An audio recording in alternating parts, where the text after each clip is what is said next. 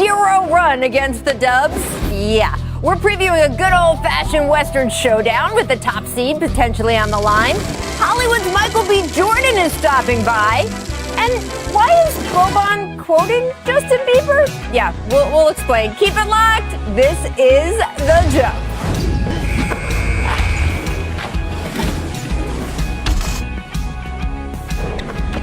Welcome to The Jump. I'm Rachel Nichols alongside NBA champion. Yeah, he's right here in the studio with me. 8-time All-Star Vince Carter is coming to us from the A. We'll have reaction from the Celtics' shocking loss to a team that frankly isn't trying to win that often, OKC, as well coming up, though. But first, I do want to start out west. One of the more intriguing things about the NBA's regular season is there's enough time for the paths of certain teams to twist and turn and run into each other in ways no one could have expected. Certainly when the league tipped off back in December, we had no way of knowing that Clippers-Suns games would be particularly remarkable. And yet here we are in April with the two clubs having all kinds of grudges against each other and a game tonight in Phoenix that has both seeding and bragging rights on the line. Kawhi Leonard unlikely to play in this one. He is still nursing a sore foot. But Paul George appears ready to go, and he's the one with the personal stake. It was during a game back in January that Devin Booker called PG, quote, soft, among some other things I can't say on TV. Both players got technicals, but it didn't end there. The next time the teams met, PG again said he heard a lot of, quote, chirping from the Suns, part of a larger wave of disrespect that he said he's been facing since his uneven performance in the bubble last summer. Apparently, that disrespect has been so pervasive that even DeMarcus Cousins, who only just joined the team 3 weeks ago, has already seen enough to say that the rest of the league needs to, quote, stop the PG slander. And he is right. Paul has been on just an absolute fire tear for much of the past month, leading the Clips to win 11 of their past 13. Still, both Boogie and Paul have been around long enough to know the only real way to rewrite the book on the Clippers is for the team to perform better in the postseason, which brings us back to the whole seeding thing. I know it's very fashionable to say that where you end up in the playoff bracket just doesn't matter, and for some teams that's true. Hey, Michael Jordan's Bulls didn't always have the top seed, but they did have Michael Jordan. So, yeah, they were fine. Then again, sometimes seeding matters a lot. You know that mid-90s Knicks-Pacers series when Reggie scored 8 points in 9 seconds? What people don't always remember is that New York was the 3 seed that year, which meant the Knicks ran into Indiana way earlier in the bracket than they wanted to, and it cost them with an early playoff exit. There's potential for that same sort of scenario in the West this season. The Jazz have had a hold of the top seed for 85 straight days. Wow. But that grip is now being challenged by both the Suns, who are just a game back on Utah, and the Clippers, who are just a game back on Phoenix. Whichever of these 3 teams end up with the West top 2 seeds will have an advantage. Their first-round playoff matchups will be against 7 and 8 seeds, who will be a bit worn down from having to go through the play-in tournament.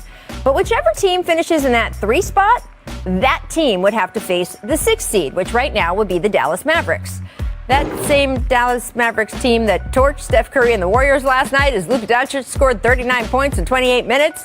Now, I am not saying Dallas. I know. I'm not saying Dallas would be the favorite in any series they played, but I also wouldn't want to see Luka in the first round, especially if I was a Clippers team carrying the extra weight of atoning for last year.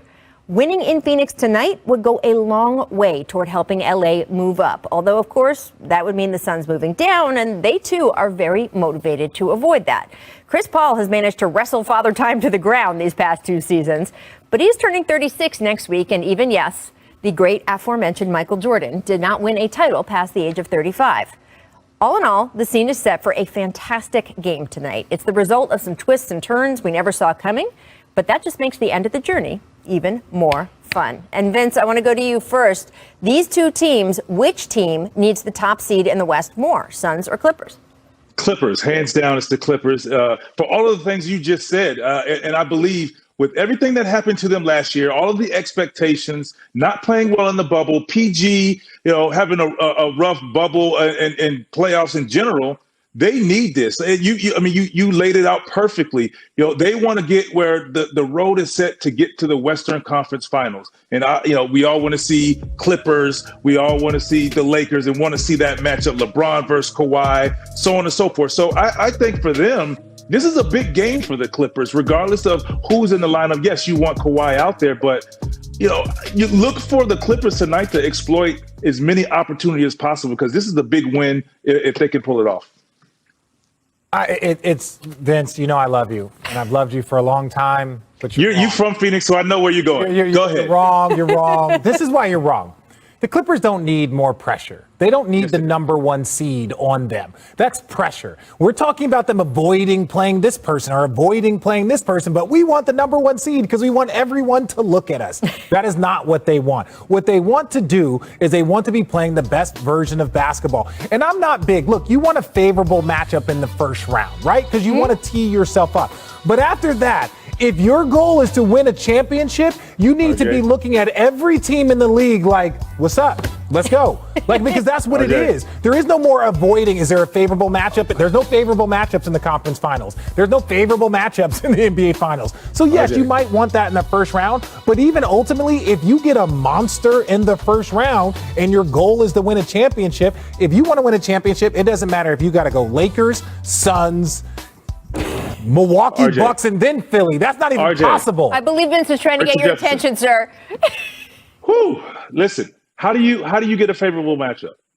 I don't. At this point, you gotta win. You gotta put yourself in position, like you said. That's all I'm saying. They want to win. You want to go into the playoffs playing your best basketball, like you're saying. So when that happens, that's going to put them where they need to be. Maybe it's not the top seed, but you want to play. My point was saying, I think it's important to them because of everything that has happened, and they want to go in feeling good and being in the best possible position where they can control what they can control. I think getting Rondo there is going to help them in the playoffs no matter where they are. You're correct on that. But what I'm saying is, why not go in there getting the best possible seed? Look, the reason why is because if you're trying to eliminate pressure, and I know that that's not what they're thinking, but also another thing that I don't want to hear, Paul George. I don't want to hear any more of this Paul George slander. I don't want. No. I don't care. Right? Because Paul George, you have the ability to be one of the great basketball players of this era. You have it all. And you go back and look at any great basketball player,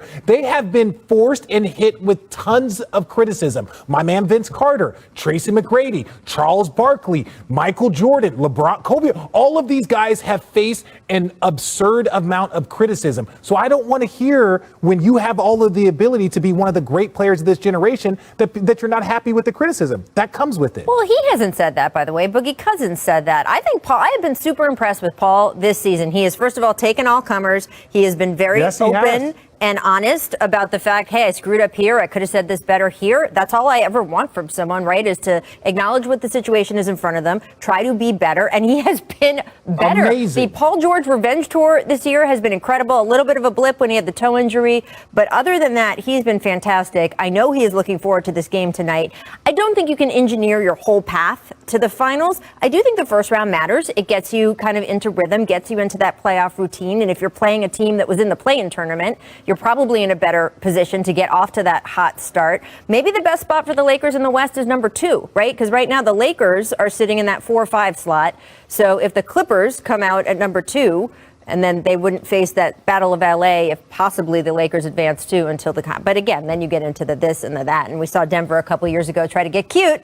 Were you on that team, Richard? Try to get cute with a path to the conference finals and ended up getting bounced? So. No. When I was on the team, they lost. They just lost all the time.